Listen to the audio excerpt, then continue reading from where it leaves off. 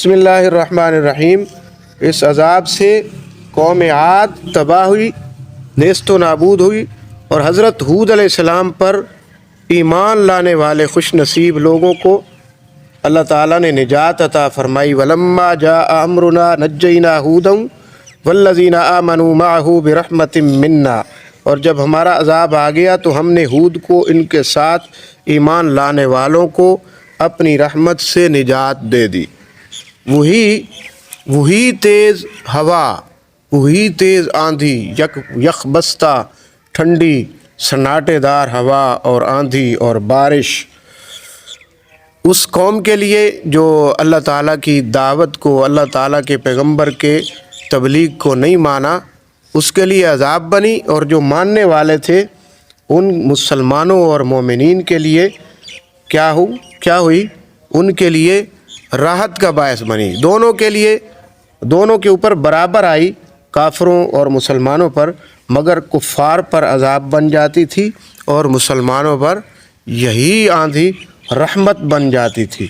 عذاب الہی کے مکمل ہو جانے کے بعد، ان کی ہلاکت و بربادی کے بعد کیا ان کی جان چھوٹ گئی؟ یہ ہرگز نہیں ہو سکتا، بلکہ ارشاد کیا ہوا؟ وَأُتْبِعُوا فِي هَذِهِ الدُّنْيَا لَعْنَةً وَيَوْمَ الْقِيَامَةِ، اس دنیا میں بھی لعنت ان کے پیچھے لگی رہی اور قیامت کے دن بھی لعنت ان کے پیچھے لگی رہے گی۔ ٹھیک ہے، تو اس واقعے سے کیا سبق حاصل ہوا؟ سیدنا ہود علیہ السلام کا واقعہ مختصر اور تھوڑا سا تشریح کے ساتھ بیان کیا۔ اس سے سبق ایک تو یہ ہے کہ دین کے داعی اور حق کے مبلغ کو انتہائی وقار اور متانت کا مجسمہ ہونا چاہیے۔ قوم اور لوگوں کو سختی، تمسخر، استہزاء، مذاق، قوم اور لوگوں کے اس مذاق کا جواب انتہائی تحمل اور ضبط سے دینا چاہیے۔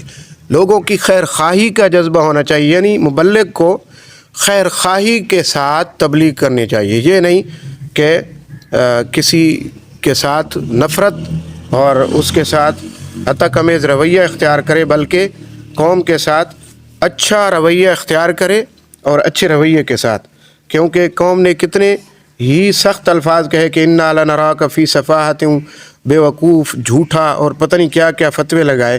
تو اللہ کے رسول نے بڑے تحمل کے ساتھ جواب دیا کہ میرے قوم کے لوگوں، میں بیوقوف نہیں ہوں، البتہ رب العالمین کا رسول ہوں۔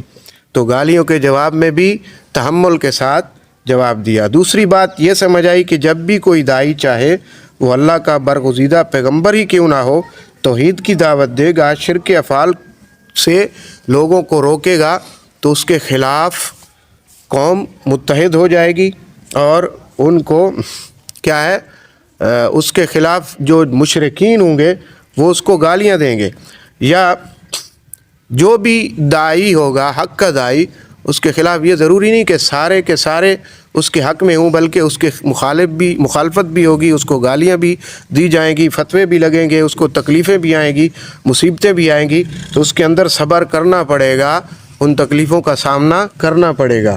تیسری بات یہ سمجھ آتی ہے کہ ہمیشہ سے مشرکین اپنے شرکیہ افعال کو اپنے باپ دادا کی دلیل کے طور پر استعمال کرتے ہیں، اپنے باپ دادا کو شرکیہ افعال کہ ہمارے آباء و اجداد اس طرح کرتے تھے، ہم اپنے باپ دادا کے دین کو کیسے چھوڑ دیں، یا کیوں چھوڑ دیں، یا کیسے چھوڑ سکتے ہیں۔ تو یہ مشرکین کے پاس کوئی اپنے عقیدے کے اوپر دلیل نہیں ہوتی، بلکہ یہی بھونڈی سی دلیل ہوتی ہے کہ ہمارے باپ دادا کا دین ہے، یہ ہم نہیں چھوڑ سکتے۔ سیدنا ہود علیہ السلام کا واقعہ مکمل ہوا، اس کے بعد انشاءاللہ پھر آگے اسی طرح یہ سلسلہ وار چلتا رہے گا۔